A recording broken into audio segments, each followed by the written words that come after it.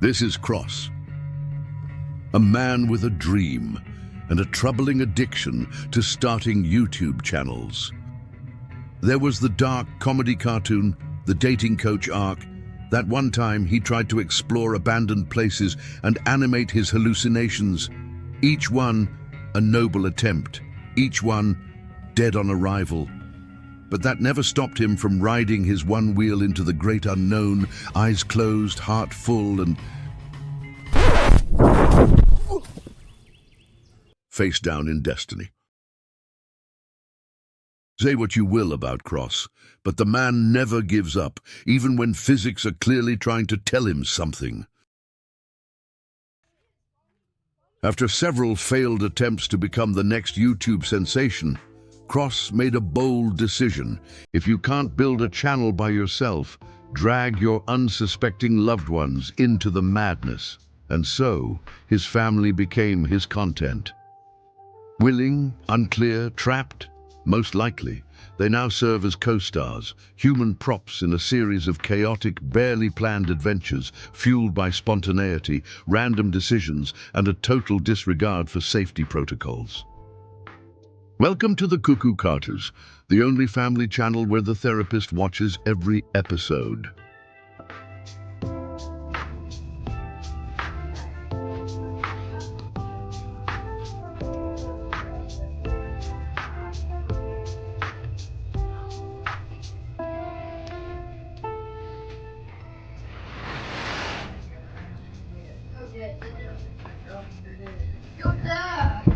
What's up, John? I just realized a quick fact What's that? that my family members don't know each other. I just realized, this part of the family and this part of the family don't know each other. She didn't at the beginning. So they don't know each other. So that means my family members don't know each other. The little girl doesn't know who's at all. Yeah, in-laws generally tend to not want to know each other. And here we find Kross, engineer, innovator, and master of half-baked solutions, resurrecting a neglected inflatable raft from the depths of the shed. Its last voyage? Unknown. Its structural integrity? Dubious at best.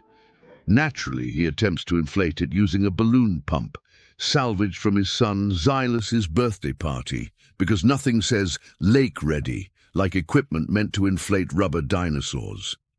The power cord, of course, is not long enough, forcing the entire pump to dangle from the carport post like a sad plastic piñata. The process is delicate. Crouch, twist, reposition, curse, repeat.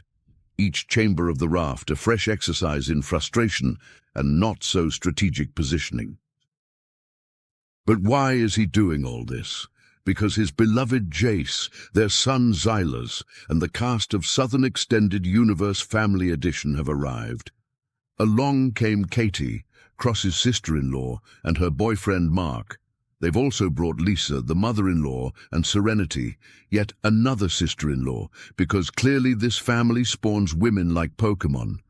They've rented a rustic little cabin in the woods, so Kross and his crew can join them for what promises to be a wholesome lake adventure. Assuming the raft doesn't fold in half mid-float and swallow them whole.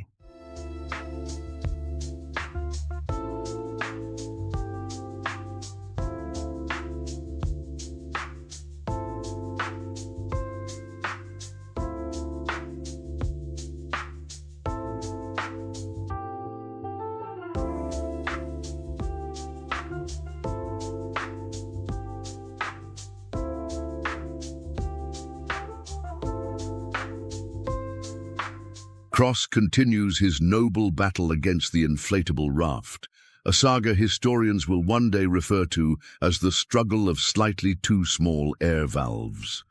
Watch as he crams, folds, and body slams the raft into the wooden post, hoping sheer force will direct air into the correct chamber. It doesn't. Every section of the raft seems to require a different technique. This one needs pressure, that one needs prayer, and the last one appears to only inflate if you whisper your darkest secrets to it.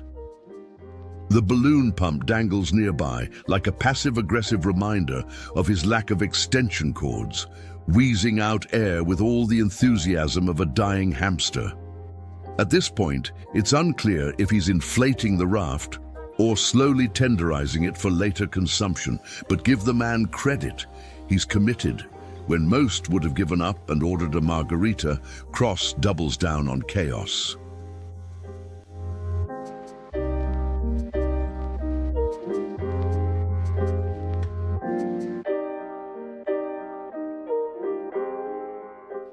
Success!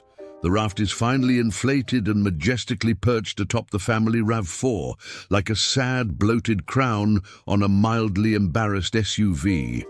Kross steps back to admire his work and is immediately hit with a revelation. He has absolutely nothing to tie it down with. No rope, no bungee cords, not even a single rogue shoelace. Naturally, this launches the next phase of the operation: frantic improvisation. He begins ransacking the car like a raccoon looking for snacks. Glove box, trunk, back seat, under the seats, maybe even Xylas's sippy cup. Anything even vaguely string-shaped is now under review. Earbuds, dog leash, maybe a belt if things get desperate enough. Because when you're a man on a mission, with no plan, no gear, and an inflatable boat on your roof, you don't quit. You just dig through old receipts and baby wipes until inspiration strikes.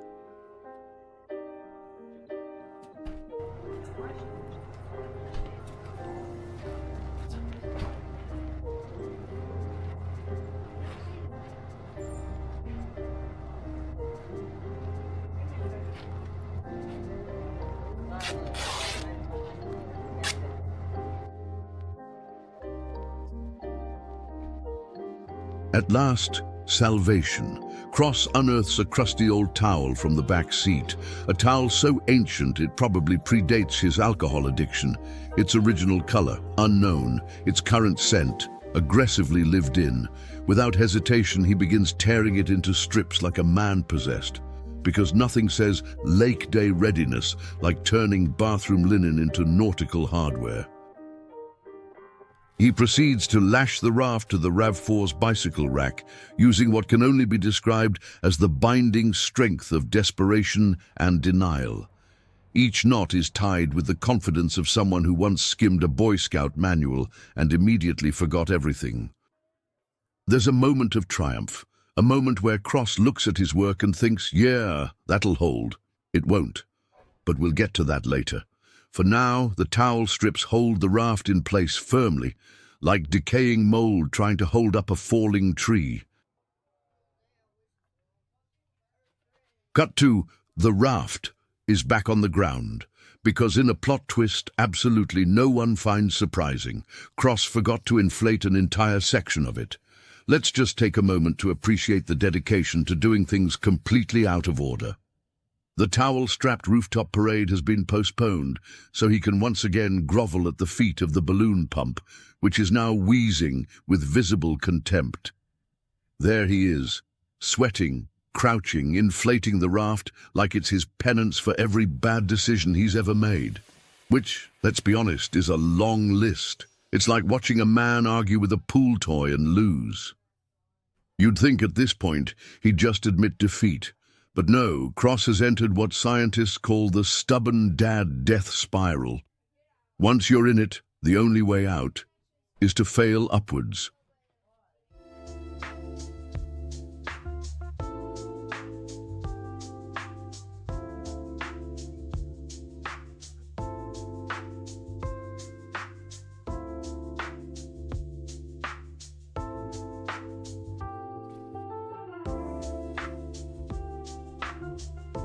And like clockwork, the raft returns to its throne atop the RAV4. Kross, towel strips in hand, resumes his now signature ritual of tying inflatable chaos to the family vehicle, using what amounts to fabric scraps and blind optimism. Each knot is looser than his grip on good judgment. Each strip is stretchier than his excuses. This isn't just transportation, it's performance art, a symphony of overconfidence, duct tape energy, and a complete lack of proper bindings. One neighbor watches from a distance, debating whether to offer help or just start filming for evidence. But Kross, oh, he's committed. Towel knots tightened, raft secured, ready for departure. And definitely not aerodynamic.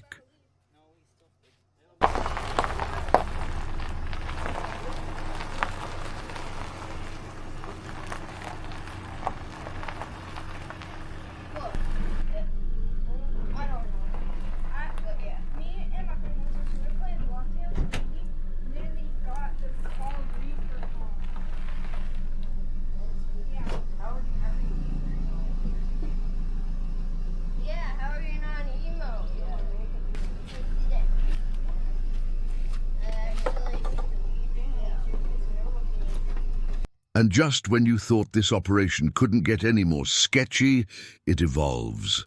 Ladies and gentlemen, witness the genius at work. Kross has now reversed the RAV4 within inches of the carport post, millimeter clearance. All so he can squeeze a few more wheezes of air into the one remaining section of the raft he forgot again. And because untying the raft again would be too much work, he's opted for the more creative approach. Climb onto the bumper. Balance like the Karate Kid. Shove the balloon pump hose into the roof-mounted raft, and do it all with a slice of pizza dangling from his mouth like a greasy, gluten-based cigarette. This is not multitasking. This is a man juggling chaos, carbs, and compromised balance, all while the pump whips like a fire hose made of angry air from its too-short cord. He is inflating a raft on a car roof while chewing pizza and contemplating nothing, because clearly no thoughts are happening here, just pure stoic determination. Here we go.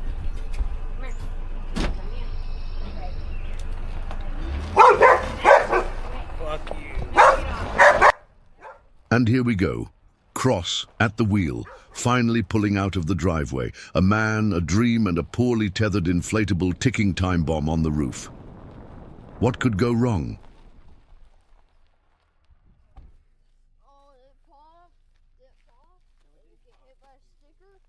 Smash cut to roadside shame. The RAV4 is parked on the shoulder like it just lost a bar fight. The raft, blown off the roof, now slumped sadly against the side of the car like it just gave up on life. Towel strips flapping in the wind, a final salute to hubris.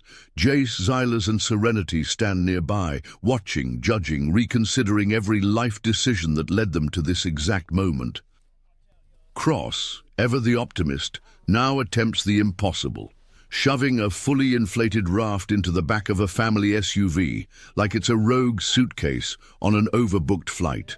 Spoiler, it doesn't fit.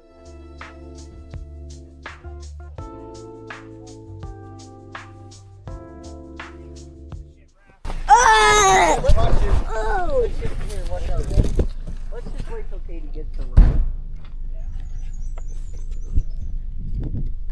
Yo guys, think I should run away right now? Or do you think I should go back? One single bungee cord. Okay, Alright, we're Alright. If you see us on the side of the road, just pull up next to us for a minute, okay? Alright. Bye. So naturally, he cracks open the hatch, releases just enough air to make the raft slightly soggier, and force feeds it into the vehicle like he's trying to pack sadness into a backpack.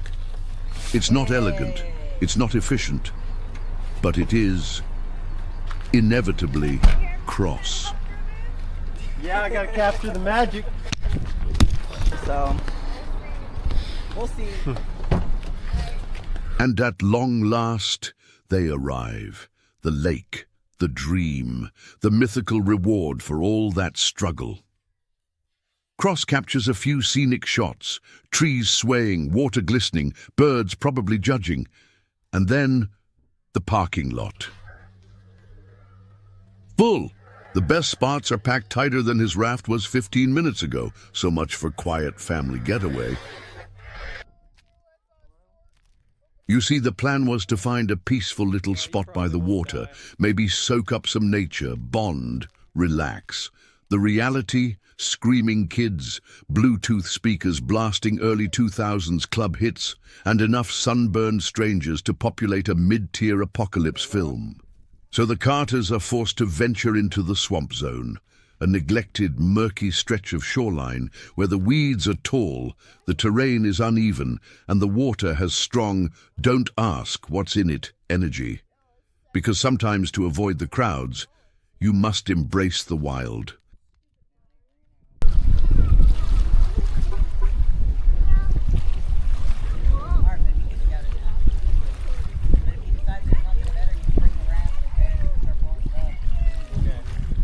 And here we see Kross dragging the semi-deflated raft back from the car like it's a wounded animal he's determined to resuscitate.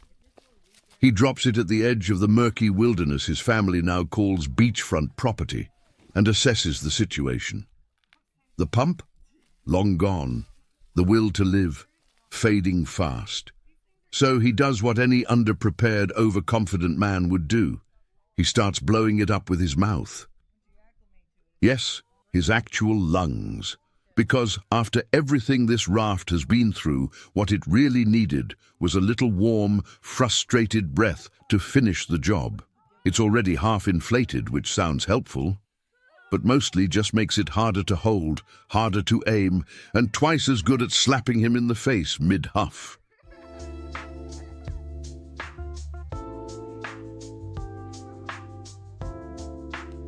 And thus he continues, hunched over, wheezing into a sun-baked inflatable like a man trying to CPR a pool noodle. This is dedication, or maybe just delusion. Either way, it's very on brand.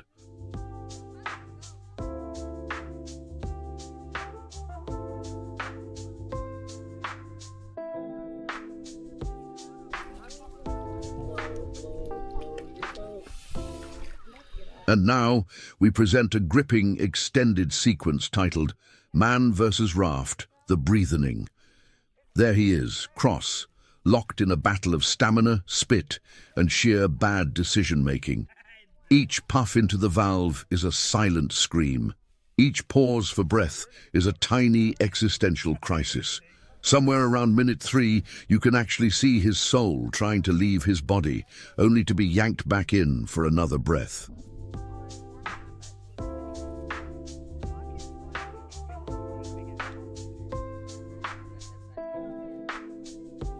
At one point, Kross stops, wipes the sweat off his forehead, and stares into the void, as if questioning every single choice that led him to this moment. He could have ditched the raft. He could have chilled on the shore. He could have done literally anything else.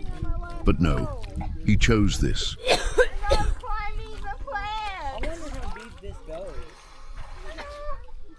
And after what felt like 47 years and approximately 80% of his lung capacity, he does it. Kross stands tall, the raft now vertical, towering above him like a wobbly monument to poor planning and raw, wheezy determination. One final breath, one last push, and with the majestic grace of a man who's just defeated a pool toy in single combat, he lets it fall. Thud.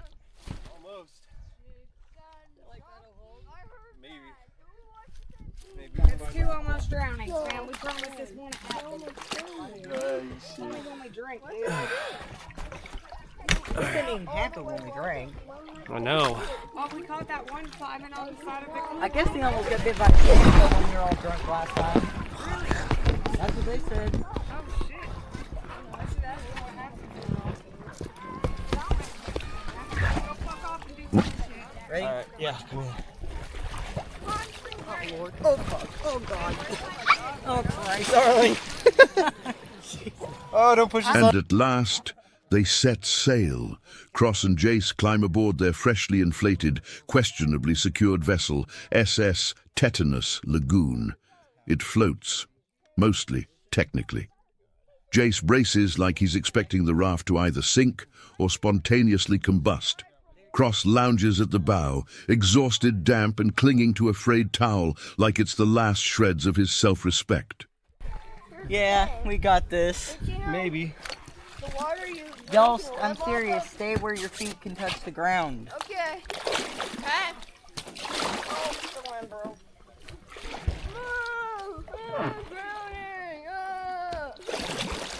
If you're drowning, you would be going under and having a hard time. I don't think they can swim. So I'm like, You sure you don't want help? if I start feeling like I'm drowning, then it's really. But now. You sure you got it? Now after I realize what happens when you drown, you can't talk. That's the bad thing about drowning. Wait, I want to get on the Wait for me, raft. stupid stick. Together, they drift out into the murky waters of budget adventure, past weeds, tree limbs, and the distant screams of children who clearly got better spots. Is it romantic? Is it relaxing? No, but it is absolutely on brand for the cuckoo carters. Moments into their maiden voyage, things unravel. Kross, ever the captain, takes charge of both paddles, despite the small inconvenient fact that neither of them is attached to the raft. It's less rowing and more flailing with intention. Meanwhile, Jayce, armed with the camera and visibly questioning life choices, tries to document this nautical nonsense while also avoiding sudden immersion. Steering, non-existent, coordination, theoretical. Finally, they make it to the open lake, the raft still intact after crashing directly through sticks, bushes, and what might have been someone's underwear. Nature is not impressed, neither is Jayce. And yet, they press onward. Because this is what adventure looks like when the planning was done with pizza grease and determination.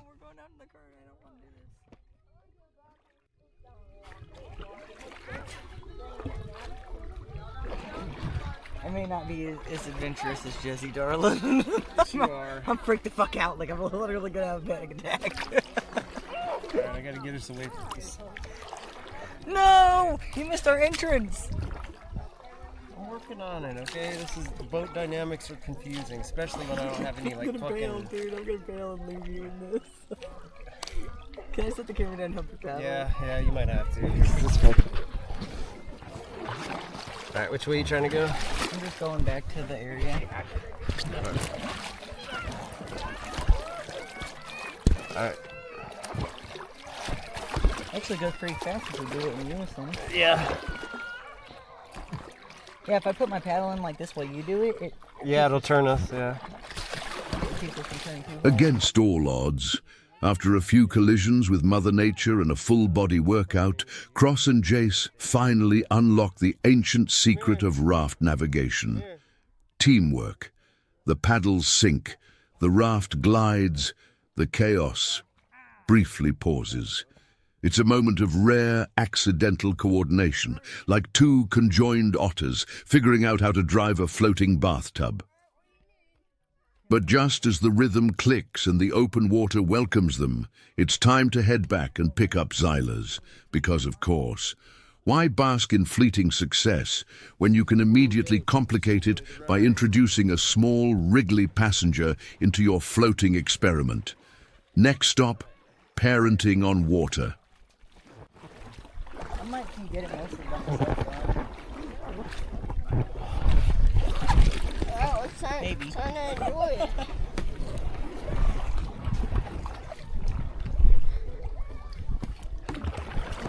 Here we go. Hey, Seren, look how far I'm getting. Way Charlie, farther stop than paddling you. that way. You're gonna paddle this way. Alright, Now we can go.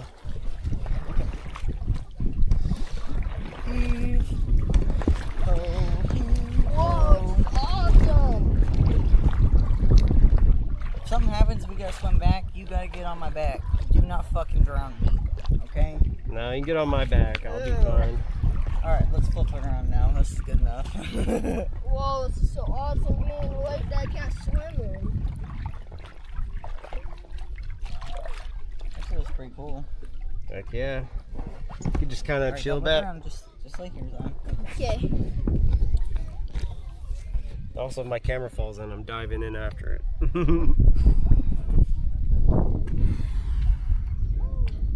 Awesome, y'all. 360. What do you think about this, child? Cool, y'all. Get on the lake, sweetie. Are you scared to death? I'm scared, but we should get that paddle boat and then we can go to the islands. No, maybe when the kid learns how to swim and has a life jacket, since he almost drowned just a minute ago. Alright, I'm ready to go back. And so, with the power of semi-coordinated paddling and questionable decision-making, Kross and Jayce finish their family expedition 2.0, this time with the most important crew member, Xylas. Their mission, to boldly go a few yards offshore.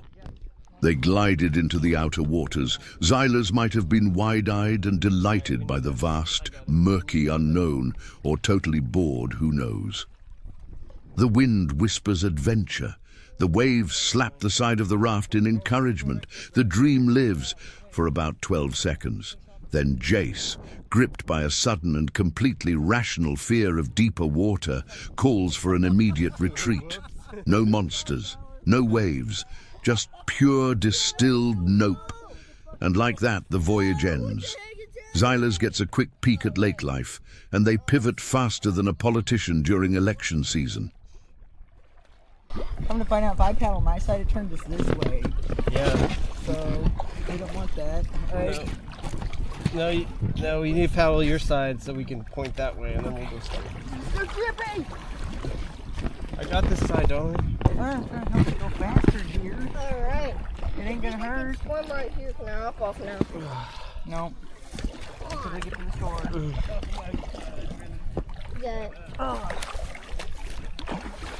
I'm almost here, Ryan. That was awesome, y'all. Alright. Short, sweet, deeply anticlimactic. But hey, they made it out and back without popping their plastic vessel. That's progress. This is a shitty spot. Get out. Whoa! Oh!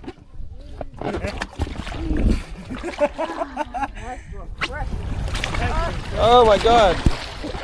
And now, the torch is passed. Katie and Mark climb aboard, fresh, confident, and completely unaware of what's about to unfold. They push off and immediately begin rotating, not drifting, not rowing, spinning. That's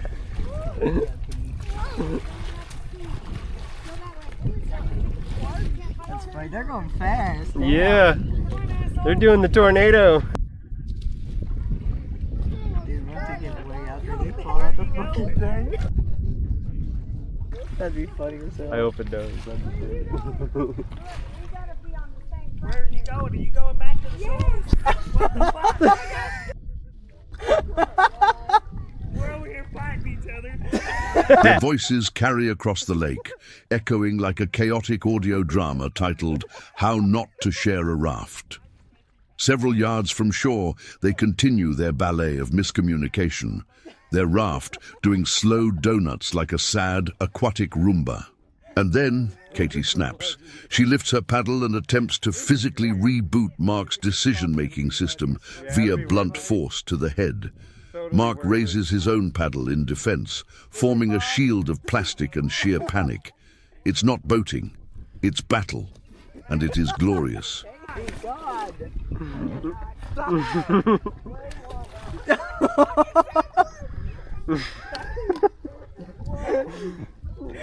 Damn.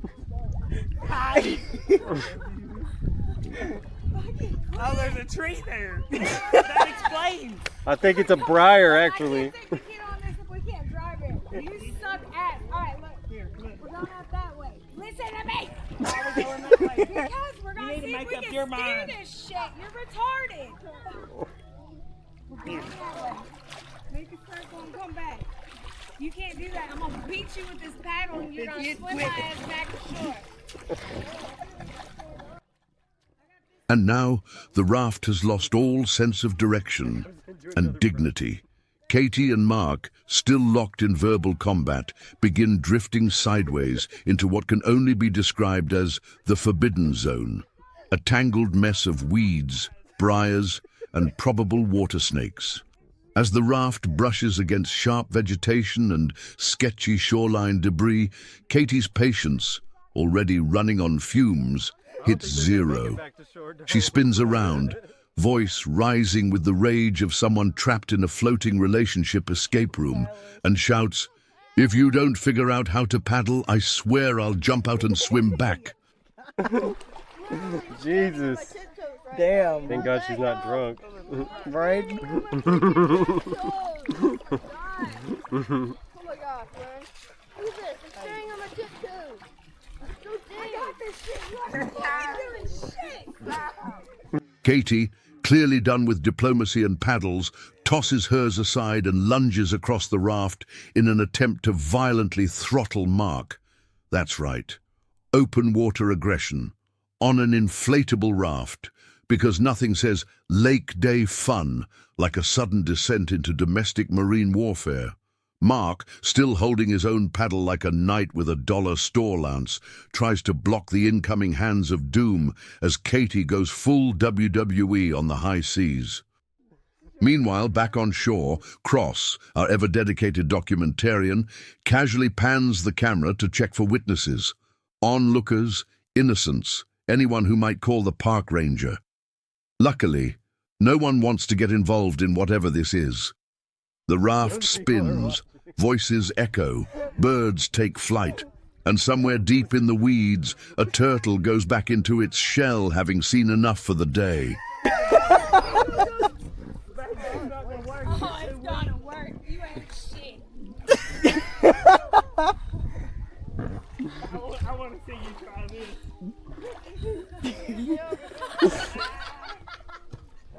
And at long last, they return. Katie and Mark drift back to shore, battered not by waves but by each other. The raft touches land like it's grateful to escape the relationship turbulence it just barely survived. Katie climbs out first, still simmering, her eyes scanning for dry ground or a second paddle, whichever she can weaponize faster. Mark follows, stepping out with the exhausted grace of a man who's just disembarked from a floating gladiator arena. Mark, ever the gentleman or perhaps just afraid to say no, offers a hand to help her out. In return, he receives a swift, unintentional, or completely intentional, we're not here to judge, kick to the stomach.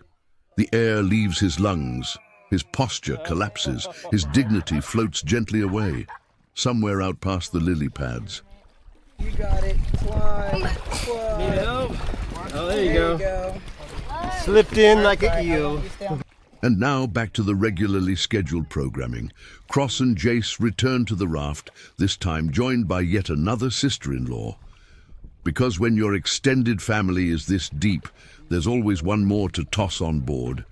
They paddle out, smooth and practice now, like people who've learned from watching others suffer. Their new passenger sits quietly, taking it all in, mildly amused, not screaming, not spinning, not swinging a paddle like a medieval flail. It's peaceful, no yelling, no blunt trauma, no floating marital breakdowns. Frankly, it's kind of boring. But after the floating MMA match that just happened, we'll allow it. Dang, the lake goes all the way out there. Yeah, this is a massive lake. I've always wanted to go to the other side over there. You sure you don't want to go to the other side, darling? Darling. Can't be that far. Kid over there. Back on shore, Kross drags the raft halfway onto land, just enough so it won't float away, but not enough to look like he planned any of this. With the raft secured, Kross picks up the camera and strolls toward the water to watch the kids play, because now it's time to pretend this was a wholesome family outing and not a high-stakes reality show on inflatable survival. The chaos has passed, the screaming has faded, and the lake still smells like warm weeds and regret.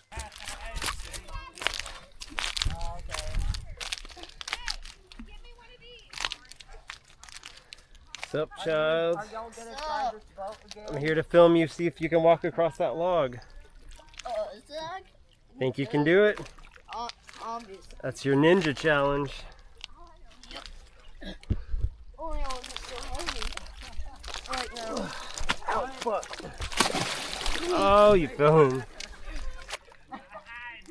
can totally do it. Just don't hit me, man. Then we're good.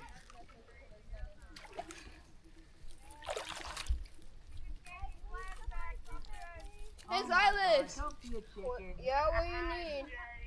Mr. King, Xylas, I got that stick. Oh my god. Alright, how far can you make it, child? Can you make it to the end? You have to stand up and walk. That's the ninja challenge. Well, Back in dad mode, Kross spots a floating log and sees an opportunity, the Ninja Challenge. A test of balance, bravery, and absolutely no regard for water safety. He turns to Xylas, eyes gleaming with the confidence of a man who definitely thinks this is a good idea. "Walk the log," he declares. "Be the ninja." The ninja challenge? Xylas pauses, considers.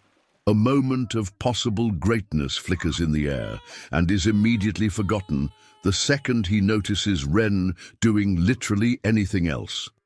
He bolts, mission abandoned, log untouched, and Kross left alone to ponder how long it takes for greatness to grow out of short attention spans. No challenge for the child. hey, I'll take the challenge. You'll take the challenge, Ren? The challenge is to get on that log and walk to the end. And just when Kross thought all hope was lost, a challenger appears. Ren steps up, unprompted, undeterred, unqualified. The Ninja Challenge has found its unlikely hero. The crowd, meaning no one, holds their breath as Ren approaches the floating log. She steps on. And then, with all the grace of a wet potato, Ren slips off and shifts back into the water like a stunt double in a soap opera.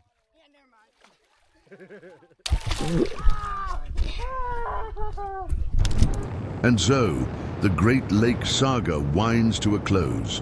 Kross, Jayce, and Xylas are back in the car, sun-kissed, half-dehydrated, and spiritually about 3 years older. The camera captures the long, winding road out of the lake area. It's scenic, peaceful, almost cinematic. A fitting contrast to the floating chaos, inflatable battles, and spontaneous paddle-based assaults that just occurred.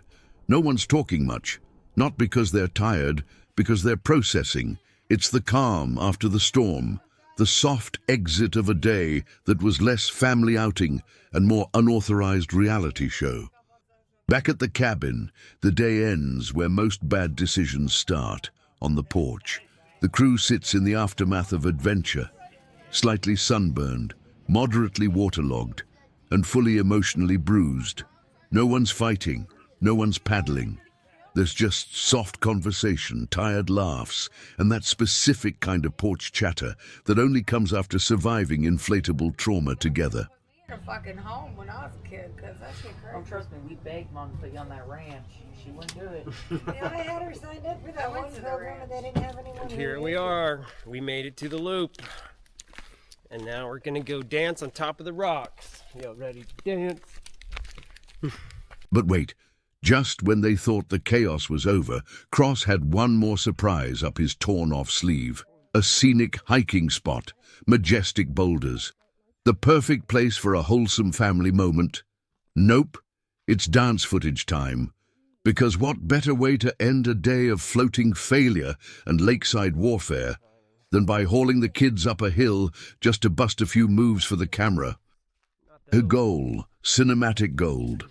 The reality, a choreographed fever dream on top of a rock ledge. One kid confused, the other kid just trying not to roll an ankle. But credit where it's due, Kross had a vision. And if that vision included dragging everyone into the wilderness to film a TikTok dance on a cliff, then by God, he made it happen. Hey, child, come back over here so we can dance. Alright. I'll get right here. And then you can be on this side.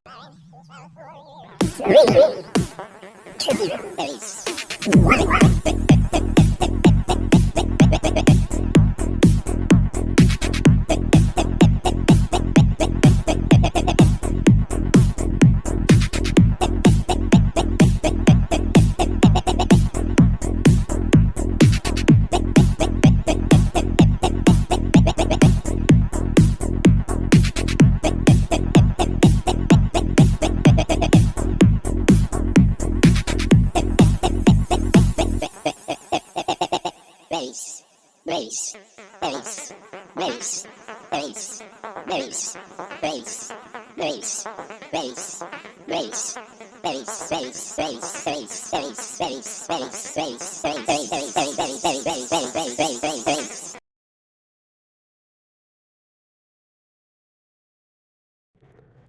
I hate this bitch.